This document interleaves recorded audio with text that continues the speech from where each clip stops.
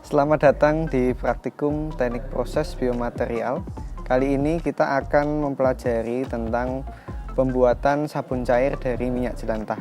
Nah, kita tahu bahwa minyak jelantah itu merupakan salah satu limbah yang banyak kita jumpai di kota-kota besar dari berbagai jenis aktivitas ya. Nah, minyak jelantah ini kita bisa manfaatkan ya, selain banyak dimanfaatkan untuk pembuatan biodiesel ya, untuk skala rumah tangga kita bisa manfaatkan untuk menjadi sabun cair.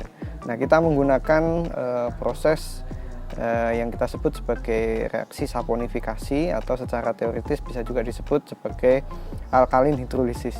Jadi pada praktikum ini Anda akan mempelajari bagaimana mengkonversi senyawa triasil gliserol yang terdapat di dalam minyak jelantah dengan menggunakan alkohol untuk mendapatkan sabun. Nah, nanti di dalam praktikum Anda akan mempelajari juga bagaimana pengaruh perbandingan antara minyak dengan alkohol terhadap kualitas sabun cair nanti di akhir, produk akhir. Ya.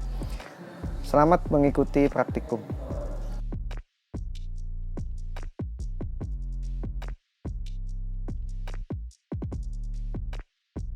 Halo teman-teman, selamat datang kembali di praktikum teknik proses biomaterial. Perkenalkan, saya Hilbram Yanuarta selaku PC acara 3 dengan judul acara proses pembuatan sabun dari minyak jelantah akan memandu kalian selama praktikum ini. Selamat belajar! Bahan yang digunakan pada praktikum ini ada minyak goreng, kemudian ada KOH 36%, kemudian juga gliserin.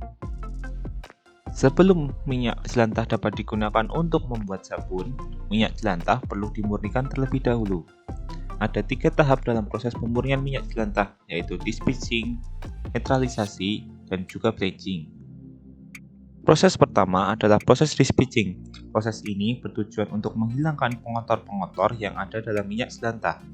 Proses dispitching dilakukan dengan mencampurkan minyak dengan air dengan perbandingan volume 1:1. Kemudian, memanaskan campuran tersebut hingga bersuhu 100 derajat.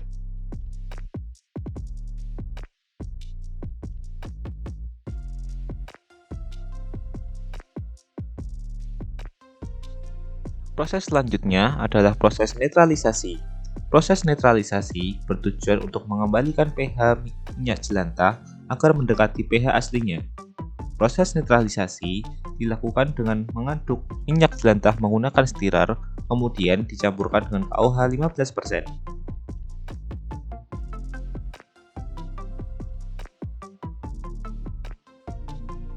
Proses yang terakhir adalah proses bleaching. Proses ini bertujuan untuk menyerap racun-racun yang berada pada minyak jelantah. Proses bleaching dilakukan dengan melakukan pengadukan pada minyak menggunakan stirrer pada suhu 100 derajat Celcius selama 60 menit. Proses bleaching dilakukan dengan memasukkan arang aktif pada minyak jelantah. Arang aktif ini diaduk bersama minyak jelantah selama 60 menit dengan suhu 100 derajat Celcius. Hasil campuran kemudian dipisahkan antara arang aktif dan juga minyak jelantah. Kemudian, hasil dari bleaching ini merupakan minyak jelantah yang akan kita buat sabun. Proses pembuatan sabun dilakukan dengan melakukan pengadukan pada minyak jelantah yang sudah dimurnikan menggunakan stirrer selama 35 menit. Variasi yang digunakan adalah variasi volume KOH yang ditambahkan, yaitu sebesar 20, 25, 30, 35, dan juga 40 ml. Selain penambahan KOH, pada pembuatan sabun cair juga perlu ditambahkan gliserin untuk mempercepat proses pengentalan sabun. Sabun yang telah dihasilkan kemudian kita lakukan uji pada beberapa parameter, yaitu derajat keasaman atau pH, stabilitas busa, serta densitas sabun. Pada proses pengujian pH, terlebih dahulu probe pH meter yang akan kita gunakan kita kalibrasi menggunakan Aquades. Setelah kita kalibrasi, baru kita lakukan pengukuran pH pada sabun. Proses pengujian stabilitas sabun dilakukan dengan mengambil sampel sabun sejumlah 5 ml, kemudian kita tambahkan Aquades sebanyak 45 ml.